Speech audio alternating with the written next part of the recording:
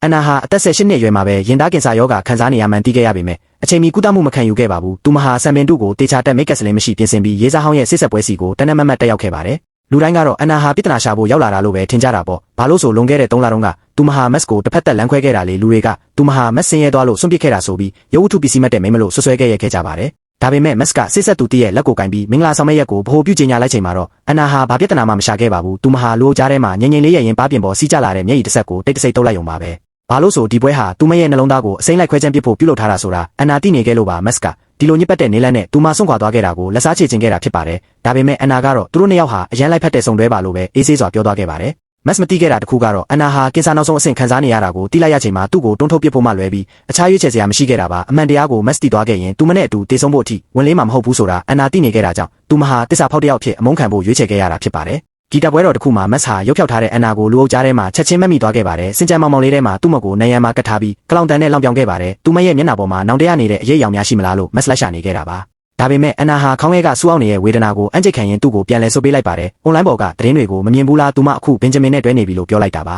အဲ့ဒီအချိန်မှာပဲမက်စ်ရဲ့မျက်လုံးတွေနီးရဲသွားပြီးခါခါတီးတီးပြုံးလိုက်ပါတယ်ဝတ်စုံကိုပြင်ဝတ်လိုက်ပြီးသူ့မှာအန်နာအတွက်အချစ်တွေမရှိတော့ဘူးလို့အေးဆက်စွာပြောပြီးထွက်ခွာသွားခဲ့ပါတယ်ပြတ်သားစွာထွက်သွားတဲ့သူ့ရဲ့ကြောပြင်ကိုကြည့်ရင်အန်နာဟာရင်ဘတ်တစ်ခုလုံးကွဲချင်မှုသွားတယ်လို့ခံစားလိုက်ရပါတယ်အခုဆိုတကဘာလုံးကမက်စ်နဲ့စစ်ဆက်သူတစ်ကိုဂုဏ်ပြုနေကြပေမဲ့အန်နာမှာတော့ဂျပန်ရဲ့ပေါ်မှာပို့စ်တစ်ခုတင်ဖို့အခွင့်အရေးတောင်မရှိခဲ့ပါဘူးဒါကြောင့်အန်နာဟာသူမရဲ့သူငယ်ချင်းကိုမက်စ်ရဲ့ပျော်ရွှင်မှုအတွက်လက်ရေးစာလွှာလေးပါပေးဖို့နဲ့သူမအတွက်ဆူတောင်းပေးဖို့တောင်းဆိုခဲ့ပါတယ်ဒါပေမဲ့အဲ့ဒီနောက်ဆုံးအချိန်လေးကိုတောင်သူမစီကနေလူယူချင်းခံခဲ့ရပါတယ်နင်းတွေကြနေတဲ့အချိန်မှာသတင်းထောက်တစ်ယောက်ကအန်နာကိုဘဝမှာဘယ်ချိန်ကိုအတောင်တဆုံးလဲလို့ရရဆက်ဆက်မေးမြန်းခဲ့ပါတယ်အန်နာကလွန်ခဲ့တဲ့3နှစ်ကတစ္ဆာဖောက်ခဲ့တဲ့စောင်းရာတီကိုအတောင်တဆုံးပါလို့ရည်ရွယ်ချက်ရှိရှိပြန်ဖြေခဲ့ပါတယ်အဲ့ဒီစကားကိုကြားသွားတဲ့မက်စ်ရဲ့စစ်ဆက်သူတစ်ဟာအယူတယောက်လိုပြေးလာပြီးအန်နာဘားကိုအားနဲ့ရိုက်ချလိုက်ပါတယ်မက်စ်ကိုအများသူငါရှေ့မှာတမင်အဆက်ခွဲတယ်ဆိုပြီးဆွဆွဲခဲ့တာပါအန်နာမိခင်ကဒေါသတကြီးနဲ့ဝင်တာပြီးပြန်ရိုက်ဖို့ကြိုးစားပေမဲ့မက်စ်ကတားဆီးလိုက်ပါတယ်အဲ့ဒီခဏမှာပဲအန်နာရဲ့မျက်လုံးထဲမှာမျောလင်းချက်တွေပျောက်ဆုံးသွားပြီးမျက်စိရှိမှအမောင်တိကျကအေးဆက်နေတဲ့နင်းပြင်ပေါ်ကိုလဲပြိုကျသွားခဲ့ပါတယ်အန်နာမိခင်ကအကူညီတောင်းပြီးအော်ဟစ်နေချိန်မှာအဝေးကမက်စ်ဟာအတန်ကြားလို့ရက်လိုက်ပေမဲ့စစ်ဆက်သူတည့်ရဲ့တားဆီးခြင်းကိုခံလိုက်ရပါတယ်စစ်ဆက်သူတစ်ကအန်နာဟာလက်ကွက်များသူဖြစ်ပြီးအခုလည်းဟန်ဆောင်နေတာပါလို့ပြောခဲ့ပါတယ်သူမရဲ့အထက်စီးဆန်တဲ့ကြီးကွက်အောက်မှာမက်စ်ဟာနောက်တော့ပြန်မကြည့်တော့ပဲကားပေါ်တက်ထွက်ခွာသွားခဲ့ပါတယ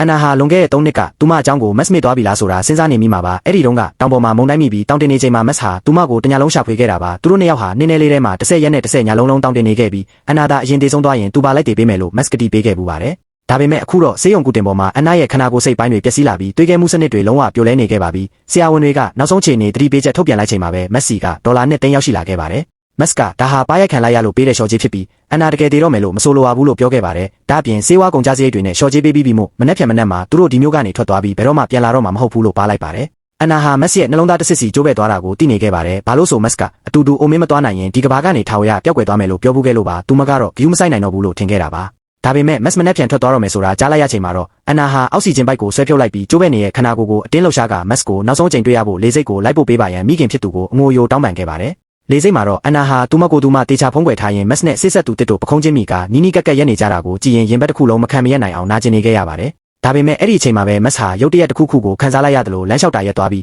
ရင်ဘက်ကိုကင်ကာနာကျင်စွာနဲ့လူအုပ်ကြီးကြားထဲမှာအန်နာကိုလိုက်လံရှာဖွေနေခဲ့ပါတော့တယ်